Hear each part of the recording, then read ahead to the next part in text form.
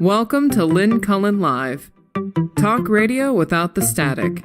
Email your questions and comments to lynncullenshow@gmail.com. And now your host, Lynn Cullen. Hey, how you doing? I hope you're doing okay. Just checking in. I was just thinking about all the people in my orbit who are struggling. And there's quite a few. And I was thinking about how of late I have taken to needing to lose myself in fiction. But of course, fiction is merely imaginative narratives of life. And fiction, if it's any good, always has, there's always troubles, difficulties to be overcome. And so such is life. But the world we're living in right now seems to be doling out more troubles than we had become used to, or that we had felt was the norm. And it wasn't the norm. Nothing is ever the norm. Things keep changing. I remember when I was working in television, soon after I came here to Pittsburgh, it'd be in the early 80s, and how I really thought that the job was wondrous. What fun, essentially, I was having. The ability to create a story, a narrative every day. And I was surrounded by, a lot of wonderful people, but I was also surrounded by a lot of people, as in any workplace, that were just constantly complaining. And it's very hard to be around people who only see the negatives, because it does bring you down. I remember, thinking, this is great. And then you'd hear these grumbles and moans. And what those people didn't know was that they were privileged to be working in television news at a time when it was fun.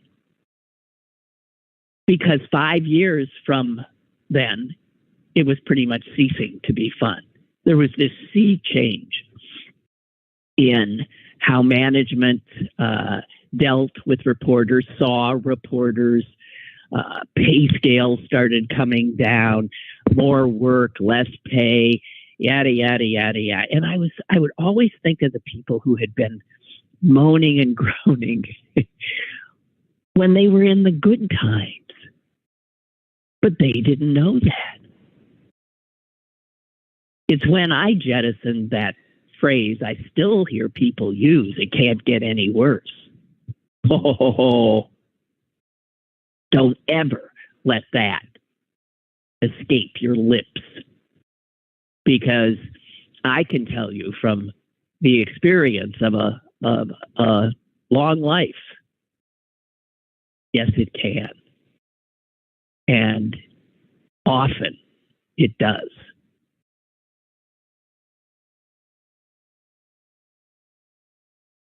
All that is to say that as I was sitting here waiting for the show to start, I was listening to buzzsaws cutting down more trees in my neighborhood, and I was just being miserable about it. So many glorious old trees have been taken down in my neighborhood recently. old age, I guess. But I don't see people planting new ones, investing in a future,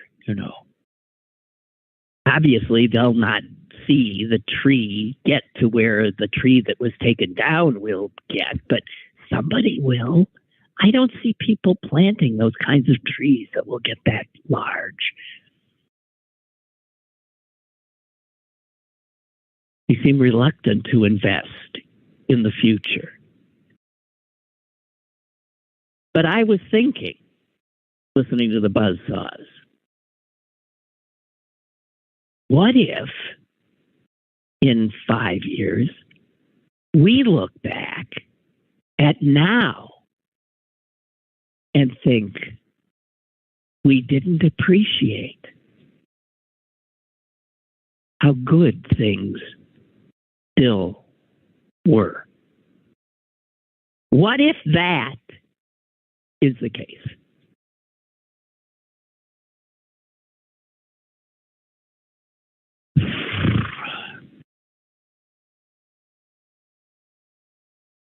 I mean, we don't know.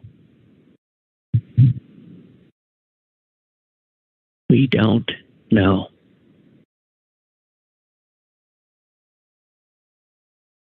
But I am increasingly worried, as I suspect you know, and fearful. And I'm somebody who doesn't like to do fear. I really don't. I think because I can't. I just can't take it. And so I refuse to live in fear. I saw an ad the other night. Excuse me, I'm just riffing for a second. I saw an ad the other night for like a camera that, I don't know, it's like a surveillance device. It's so tiny you can't even see it. And it was aimed at parents, household owners. You could stick it anywhere and literally see what's going on everywhere in your home. And I'm thinking, what the hell? Do you mean there must be a market for it. The people are now quite willing to turn their homes into surveillance states. What are you surveilling in your own home? Your children? I wouldn't want to be your kid. Can you imagine? So I guess a lot of little kids are going to grow up knowing there's a camera on them all the time, even in their own homes.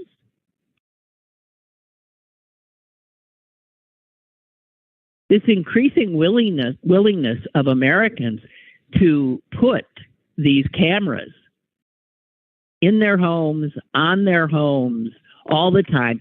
This is fear-based. And it shows how marketers and politicians have long known that fear is a great driver of human behavior. And marketers want you to buy a product that will assuage, dampen your terror that they have helped create. And politicians, of course, want you to buy whatever they're selling and give them your vote, and they will keep you safe.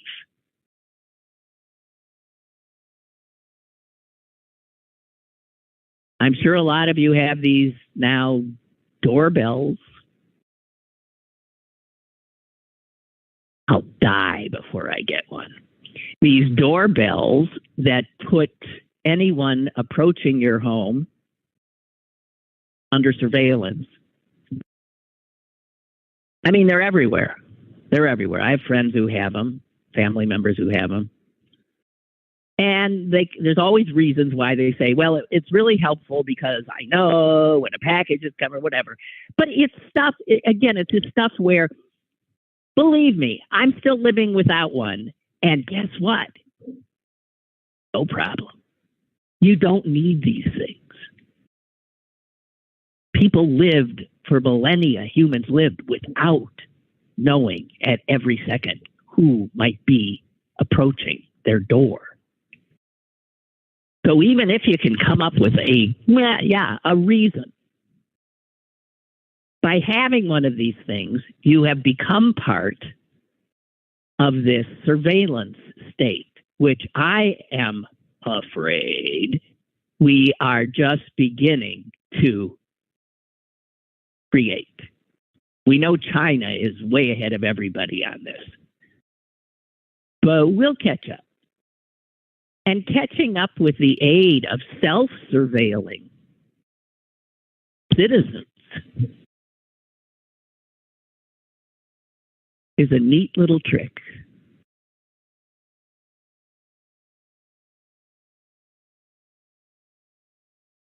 Many of you know that one of my pet peeves, believe me, I'll tie this together, is that there are places in my neighborhood where, for some reason, the entire neighborhood has decided that sidewalks are to park cars on.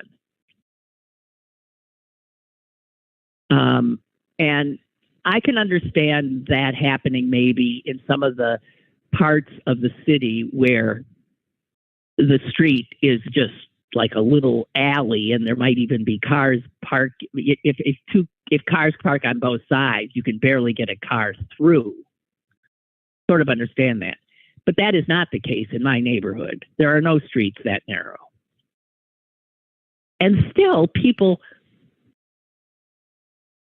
take the sidewalk for their car when there's a perfectly good street there that is intended for their car. The sidewalk, of course, is intended for me, a pedestrian, a person.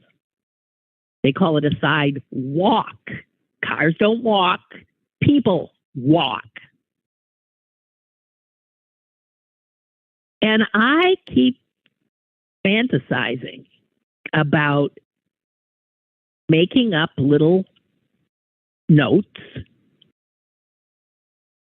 that aren't belligerent, but that say something like, sidewalks are for people. Streets are for cars. And just sticking it under, the windshield wiper as I'm walking the dog. And I even thought about making up ones that say, thank you for parking on the street and not on the sidewalk. But you know why I'll never do it? Because my guess is a whole ton of the people living on that street have these doorbells. And so they will identify me as the person who's littering their car windshields with my nagging little reminders that they are parking on public space meant for pedestrians. And that might then create a scene when one of them maybe confronts me. I don't want to be confronted. I'm a wuss.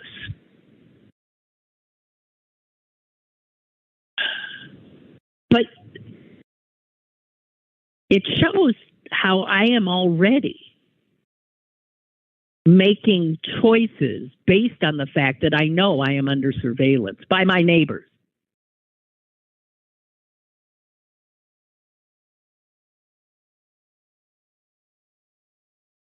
And it's only going to get more so.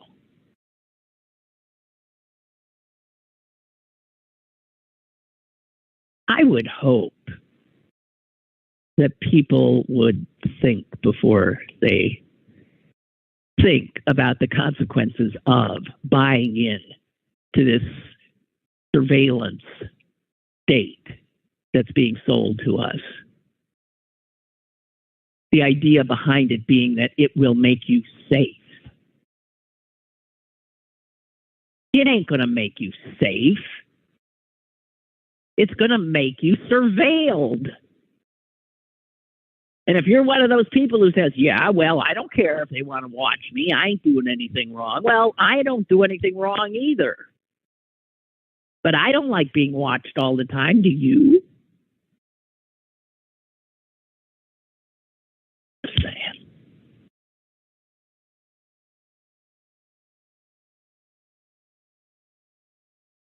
God.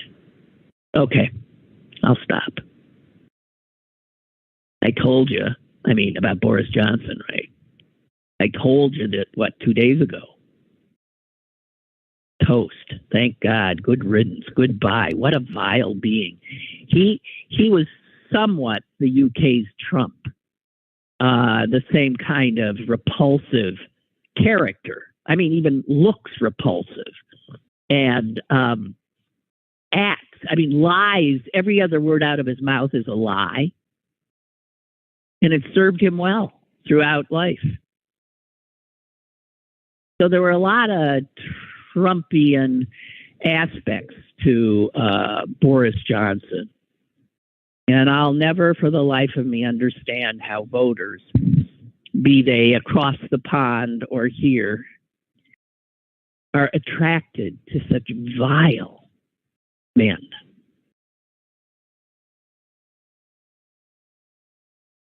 We know it's more men that are attracted to these vile men who see them as somehow examples of what a man should be, God help us.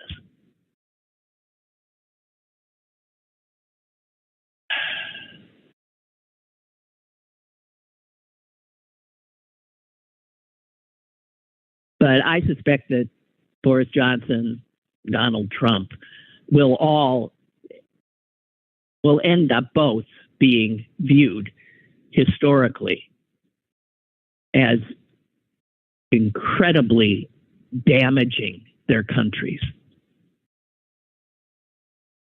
Johnson through Brexit mostly, and then just making scandal, something that is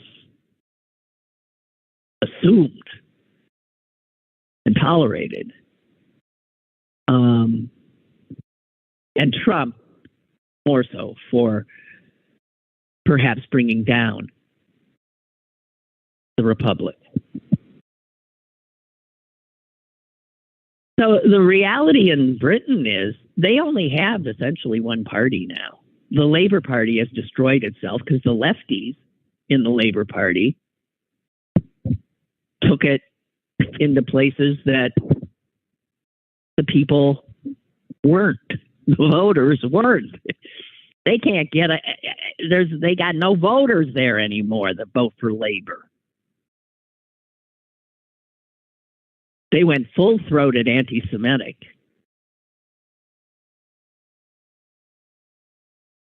And that's something you got to watch with the left. Got to watch it with the right. Got to watch it with the center, I guess. Anti-Semites come in all stripes.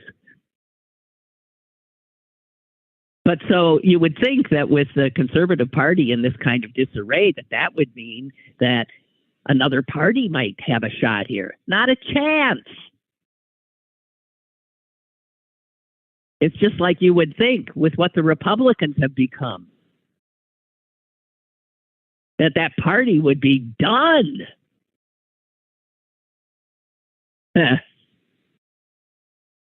Not at all.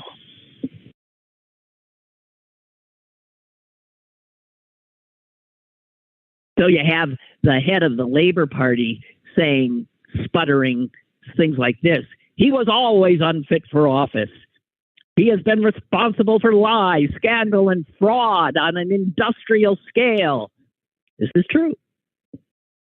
And he goes on fulminating, and all those who have been complicit should be utterly ashamed. Yes, that's true. And all that could be said of Trump and Trump supporters. The problem is it's fulmination with no There's no chance of resulting in anything because his party will still be in control. And I'm afraid that's the case here as well. So let's look at this party that won't die.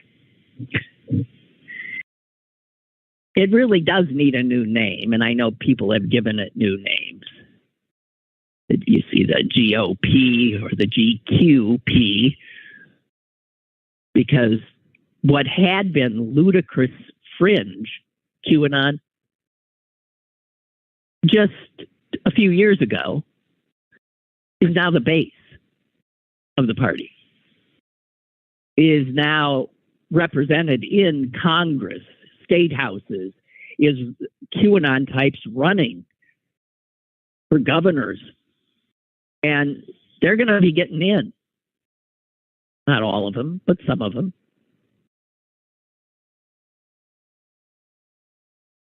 And this is not like a Republican Party that we have ever seen before. Even makes the Republican Party of Joe McCarthy look like something we would yearn for.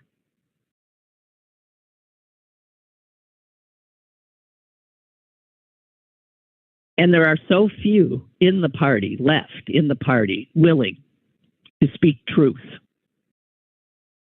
So few that the party, as a responsible party, I think, is over. I don't see how it comes back. A majority of the Republican members of the House of Representatives, majority of the Republicans in the House, in Congress, voted to take away your vote in the last presidential election, refused to certify the election, refused to certify the election.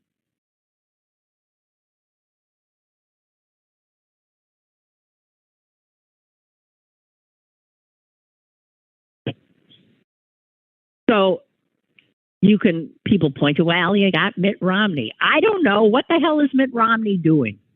He votes with them almost 99% of the time. So just because he says things every once in a while, like he's appalled at this or that, what's the point? Susan Collins the same. The only one that I see, well, and Kinzinger too, but Liz Cheney. Well, she can't single-handedly save this party.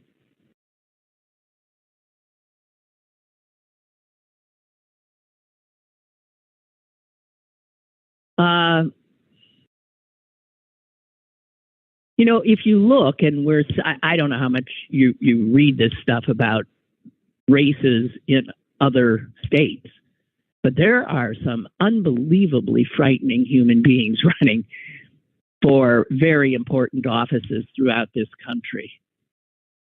Now, we know the one here, although there's more than one, but the governor, Mastriano. I mean, God almighty. As a matter of fact, there's a piece, where did I get this?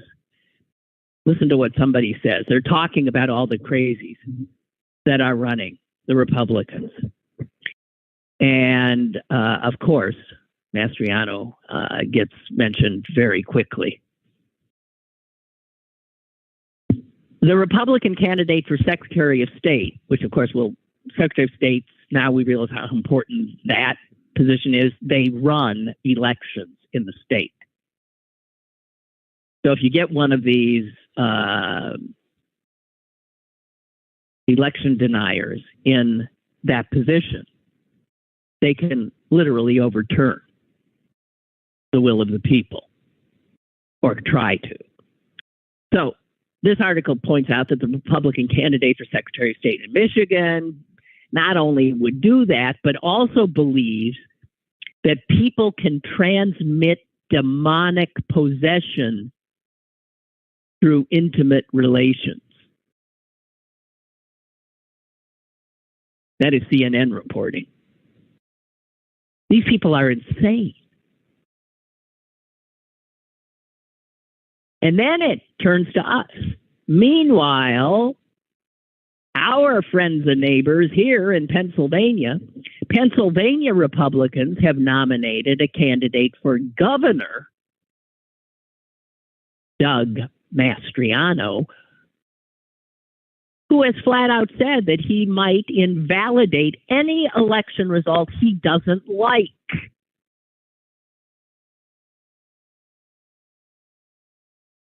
And then they say, and that's probably the least disturbing thing about him. As someone named Jonathan Last put it recently,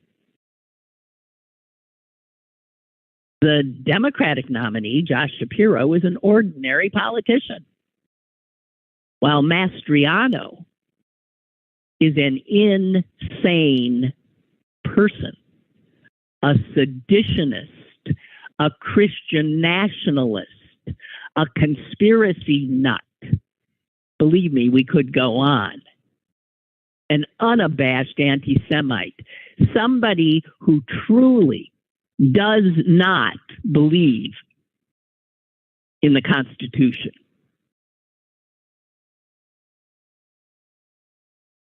And do you hear Republicans decrying these candidates? No, I don't. There was a candidate debate in Michigan, I think, yesterday. The governors, people running, Republicans who want to be the governor. There's not a one of them who is willing to say that Joe Biden was the president of the United States by the will of the people.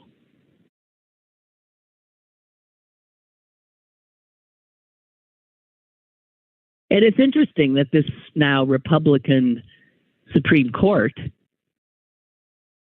is bound and determined to strip the federal government of its power and turn power back to the states,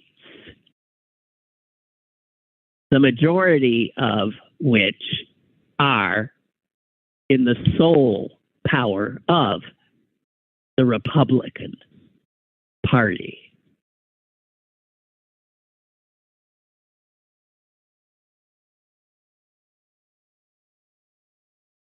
You know, a real up-and-comer in the GOP is this woman, Elsie, or Elise, I think her name is, Stefanik.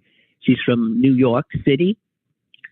She's the third-ranking member of the House in the Republican side.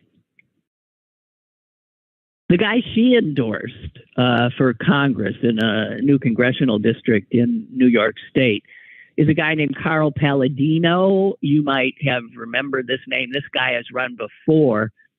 I think he ran for governor. And he's the guy who was widely quoted as saying Adolf Hitler was the kind of leader we need.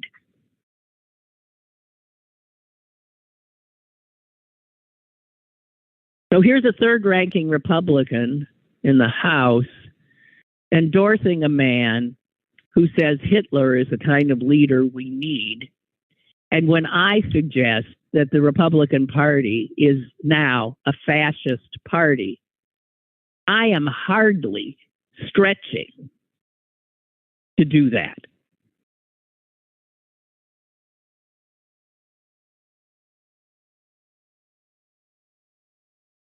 Marjorie Taylor Greene, Matt Gaetz, J.D. Vance, Senator Ron Johnson from Wisconsin. You can't make these people up. Gosar, Brooks, they are frightening people.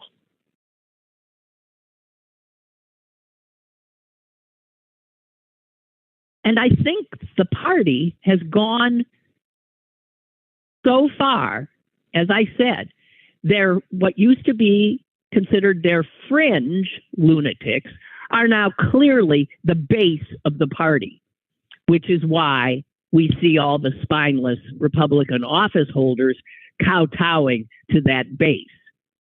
And the base is made up of people who have swallowed whole absolute fantasies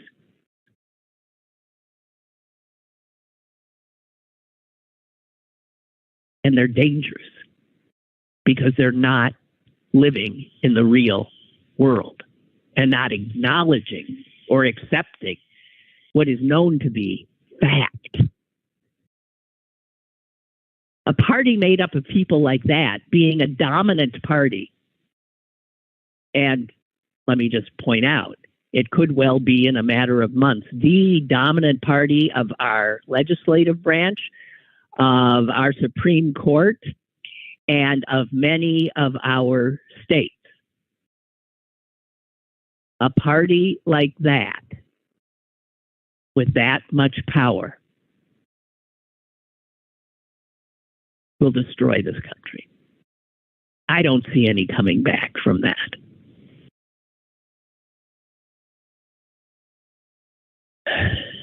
I'm sorry. I am sorry. I mean, I really am. I'm sorry that this is how I see it, and I can't imagine anyone who's sentient seeing it in any other way.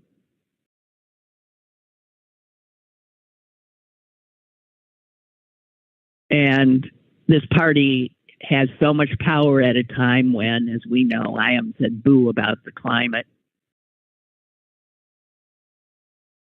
When incredible action, concerted action is required to stave off true horror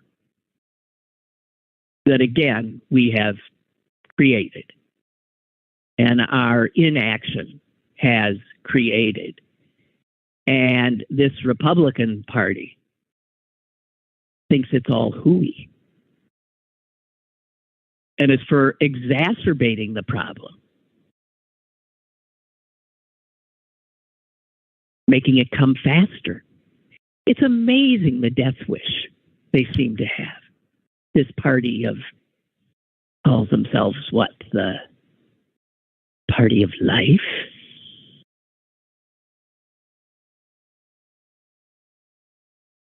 Incredible.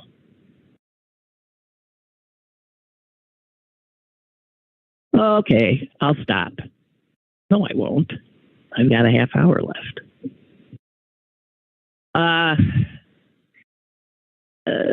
I'll change things a little bit up here. Dana Milbank, in the Washington Post, has a piece saying, "Give Biden a break." Now, I was mentioning yesterday that it is unthinkable that he would be the standard bearer of the Democrats next time around. He's just too old. He's too old. And he did us proud by beating Trump, but he did his job, and he's doing his job.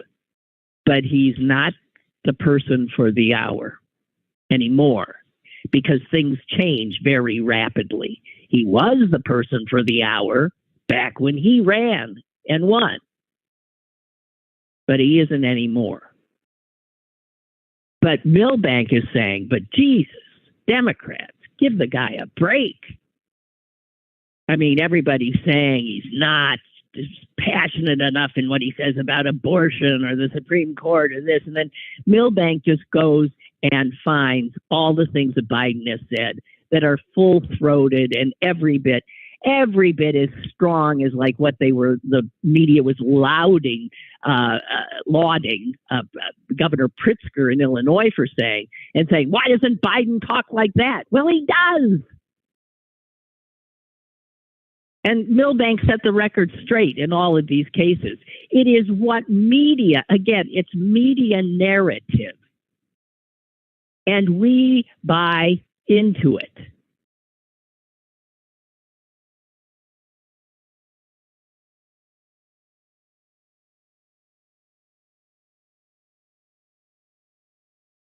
Media just loves And once you know this is one of their go-tos, you see it all the time. Media loves nothing better than portraying the Democratic Party as a party constantly in disarray. That's what they do. There's always looking for the negative. They don't do that as much with Republicans for some reason. I don't know why that is. I hate to think of why that might be. So while the Republican Party becomes a fascist party, media is intent on helping to make the Democratic Party, the only alternative, appear even weaker than it in fact is.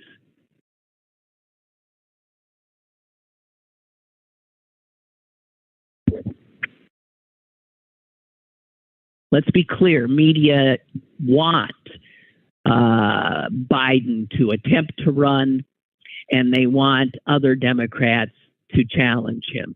They want to see a primary race on the Democratic side, which often does not happen with an incumbent president. And I'm afraid that will have to happen. And it will be ugly. And as I said, I'm not seeing anybody that looks like, quite clearly, there's the person. You might see somebody, you might know that might be the person, but you don't know how things shake out.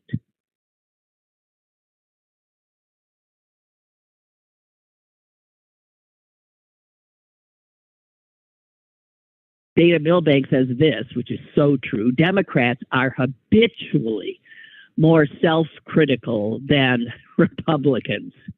Who, come on, self-critical. They haven't said boo about Donald Trump's crimes, sedition, treason. No, they don't even, they're not critical of that, for God's sake.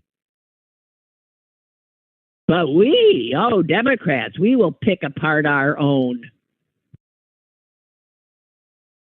Much less.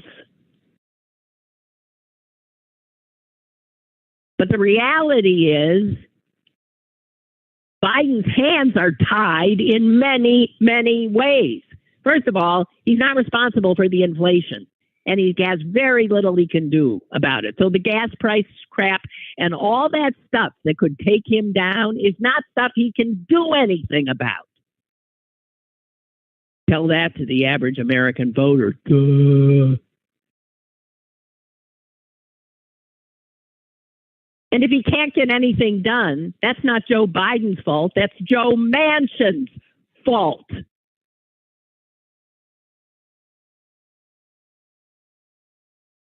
And it's the fault of the founding fathers who created this system that gives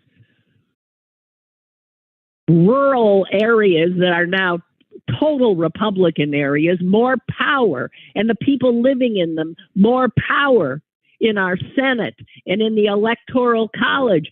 And the deck is stacked against Democrats who most Americans support. How often do we have to say that?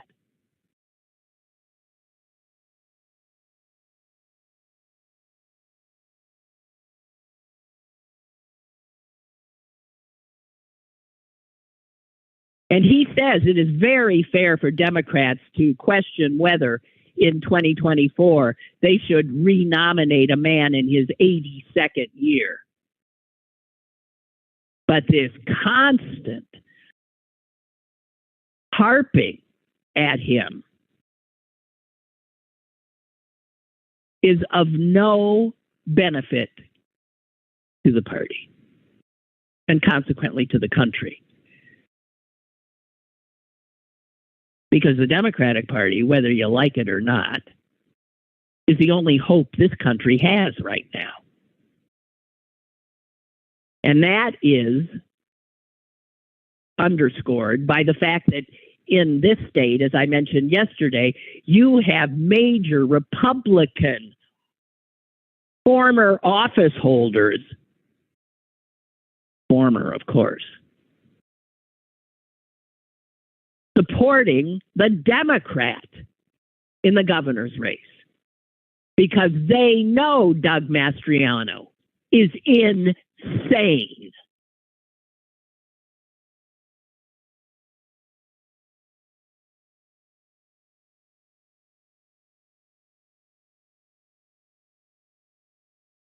Let's be clear, Liz Cheney is trying to save the party. I don't think it's possible, but she's doing an incredible service to the country. And these guys these Republicans that have done this, that have come endorse Shapiro, are trying to save their party.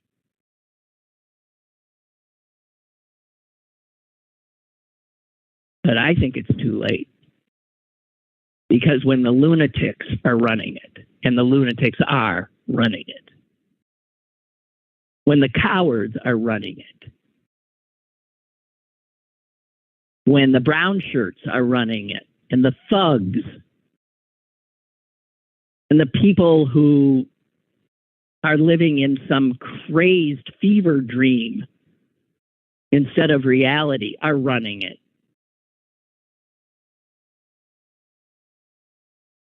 there's no saving that. That has to be killed. That has to be put down.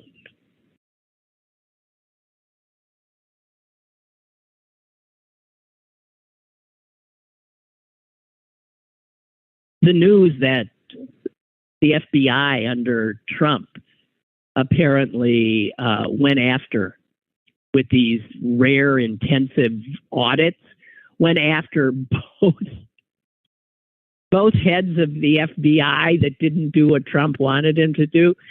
They targeted them. Now, using the IRS like that is a crime. But of course, it's just another crime. And the kind of audits that both Comey and Andrew McCabe were subjected to are the kind where they actually, like they go through your underwear drawer. They look at every little thing you bought. Every penny ends up having to be accounted for. Pure harassment. As a matter of fact, what happened when Comey had to go through this, which took over a year, and of course cost him money because he had to hire accountants to help him when you're up against the IRS coming at you like that. So they went through absolutely everything in his return. And you know what they found out? He'd overpaid.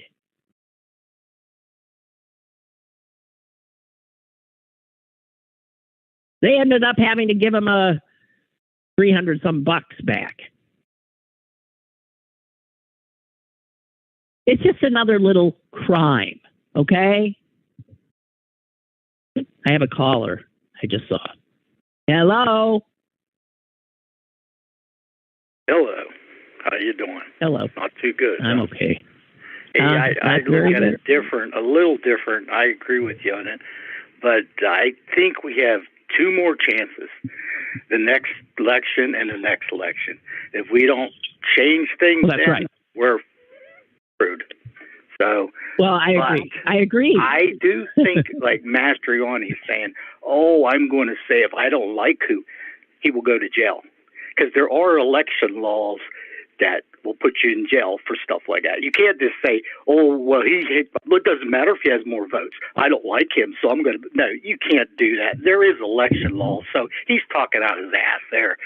But I don't think I'm not really worried about him winning. I think he's going to lose. I think actually he's going to lose big time. He's allowed. We'll see. And you said Republicans aren't stepping up. They are. They are joining Shapiro. So Shapiro. they are. No, I know. Yes. I know. Yeah.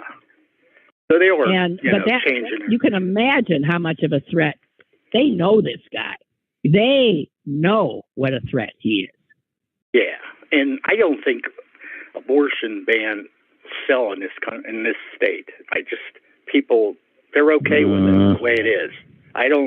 You've got your quack jobs, but most people in this state kind of say leave the law the way it was. Most people do feel that way. Even and another one is Catholics. Most Catholics aren't that way. They always say, "Oh, Catholics." No, that's not true. If you look at the poll, it says they're pretty much to leave the law the way it is. In the birth control thing, they're not on board with the Pope. I don't know if the Pope says it now anymore, but they're not on board with the Catholic Church in that part of it. So I don't know I don't even understand what the strategy is, even going this way with the Republicans. It's a losing argument all the way around. So I don't get it. And then they attack the gays, go into the gay thing and all that. You're going to lose. You're going to lose. It's not even winning. The opinion's not even there. Most opinions are the other way. I could see that it was like 50-50 or something. But I don't understand. I think it's like they want to self-destruct. That's all I can say. Well, let's hope. Let's hope that, they're doing what often happens when the lunatics take over. They're overreaching. They're only hearing themselves, and they're not listening to the people who will have the final say. But the people won't have the final say if their votes aren't counted, or if they find it extremely difficult to vote. If all of a sudden there are no drop boxes, if the secretaries of state I don't know. They've been trying. You know what? Now, I used to say over and over again about Trump, whatever he's saying, what's fascinating about him, what he says about somebody else is never true of the person he's talking about. It's true of him. Right. So that he's always projecting. And the stop the steal thing, the it's rigged thing, is the classic example of that. He's alleging and has talked his lunatic crowd of supporters into believing that he won the election, that the election was rigged by the Democrats. So what's really going on is the Republicans tried to rig the election. He tried to rig the election, and now they're setting up all the scaffolding to create the kind of structures they need in place for 2024 so that next time they'll succeed in stealing the election. Well, yeah. Yep. God help us. But you were saying about our culture, you hate it. It's terrible. It's always been terrible. It's just that the history books covered it up, and people covered it up, and then they wave the flag, and they blow smoke up your ass, and that's what it is. Just listen to George Carlin. He explains it perfectly. Yeah. That's what I say. Okay. He really does. He does. Thank you. Bye. Bye. Now it's going back. He's got it down. Right. Yep. God bless him. Yeah. Okay. Bye. Yeah. Bye. Bye. Yeah, I was thinking of Carlin the other day. If you haven't watched that 4-hour documentary about him, do treat yourself. Really, really amazing how he grew to become this observer, and he was so ahead of the game in so many ways. But what I was thinking about him yesterday was how he was ranting at one point about how, people, don't like homeless people begging and on the streets. But then if you say to them, well, let's then build them some homes, and then we won't have homeless people. We need to build affordable housing. And then those same people will say, not in my neighborhood, you're not. I don't want those people living in homes. I don't want them living on the street. I don't want them living in homes on my street. I don't want them anywhere. So he said, but, that's what we got to do. We got to build homes for all these people, affordable housing. And if no one will let you do it in their neighborhood, then we got to find some land. And he starts wondering, where's there a lot of land? Good land. Something nice with trees and maybe streams and stuff. No reason why, just because a person is poor and is missing a house to, stick him in some hellscape. And then he has the brilliant idea. Golf courses. Golf courses. He actually crunched the numbers. How many golf courses are in the United States? How much acreage they take up? It turns out it's the size of like Delaware and Rhode Island together or something. I don't know. He had 2 states. That's how much land we had that we give over to that elitist bullshit game. That is a game for the rich and the old and people who just by virtue of the clothes they wear while playing it should be ridiculed to the end of time. But I mean, it's a brilliant idea. It really is.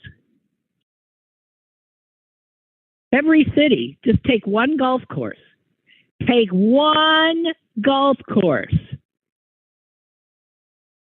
and put up affordable housing. Make some nice neighborhoods for people who can't. But of course, that ain't going to happen.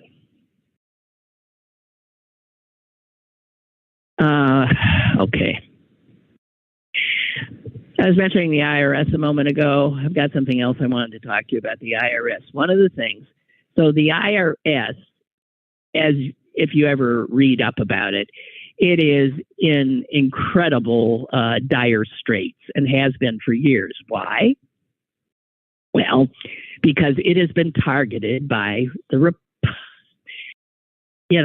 answer is always the same.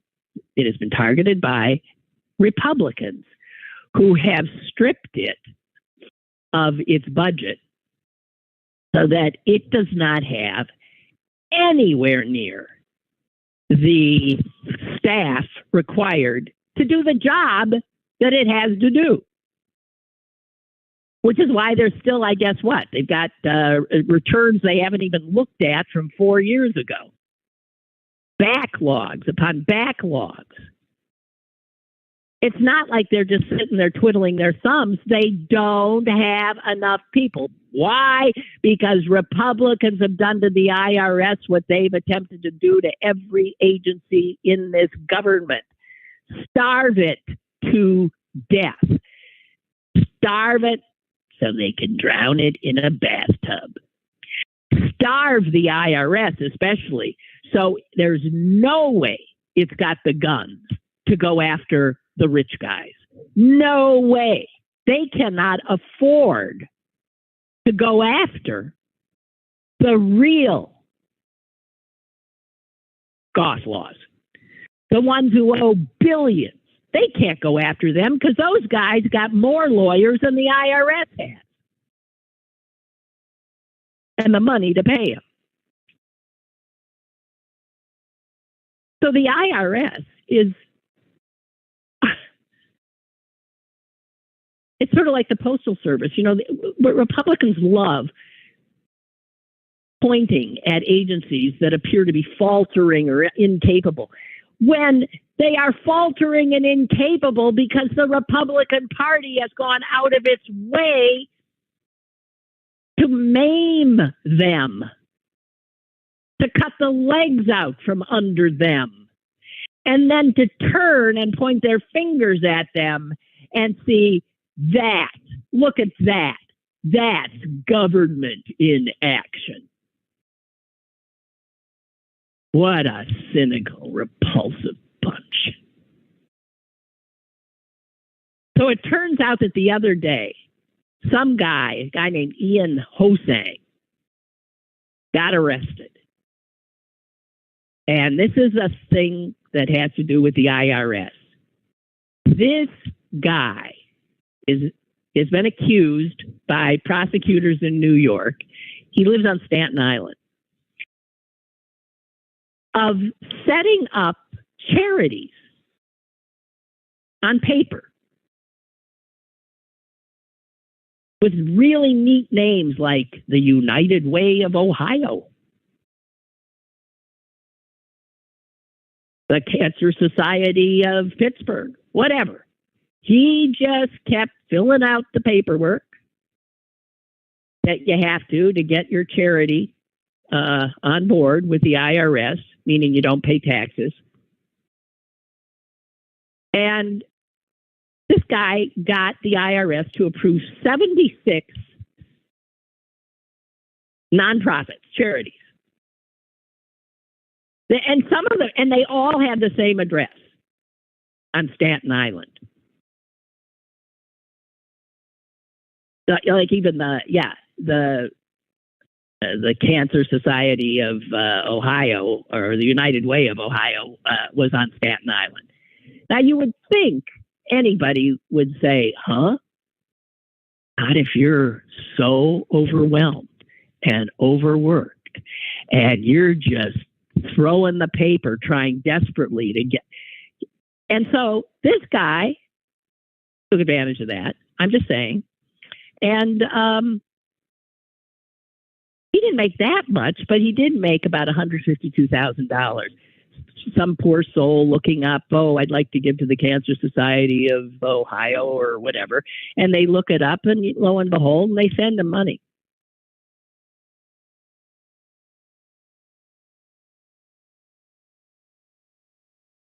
But the reason that they were able to do this, and the reason I'm sure God knows how many others are doing this, is because the IRS has been absolutely riddled by the Republicans. They don't have the staff to look for fraud. They can barely take in the money coming in from our tax returns.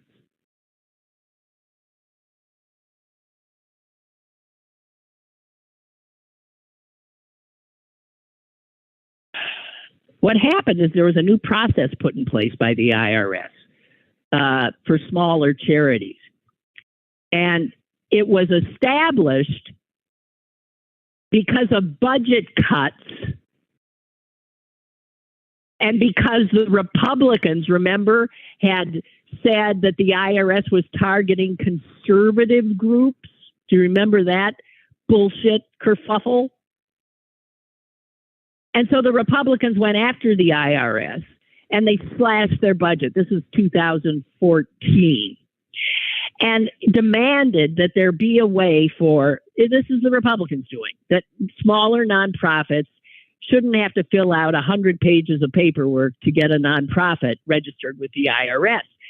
So because of that pressure from the Republicans, the IRS came up with this instead of 11 pages, down to 3 pages. And these 3 pages, you just had a little box, described your mission. You could say, I'm going to help babies. Stuff like that. It gets through. The denial rate for new charities, which under the old system, before the Republicans went at it, was as high as 1 in 53 applicants were told, no, I'm sorry, we're not approving you. After the Republicans went after them, only 1 charity in 2,400 was turned down for nonprofit status.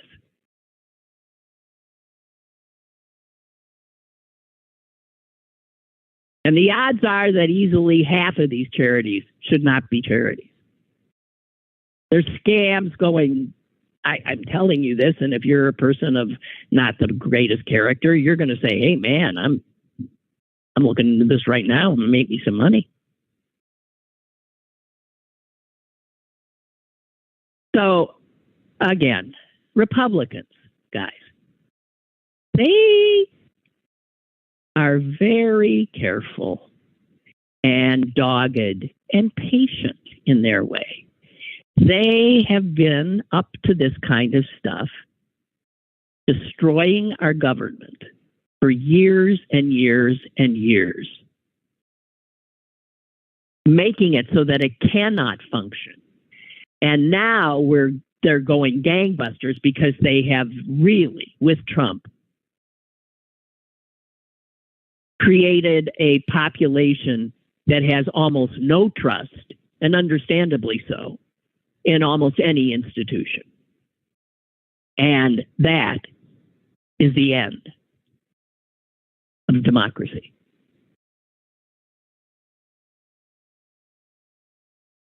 All right, I'll try to get in a better mood for Monday. I can't promise a damn thing. Sorry. Go look at a flower. Serious. Hug a loved one. Do a good thing. Move it forward. I'm out of here.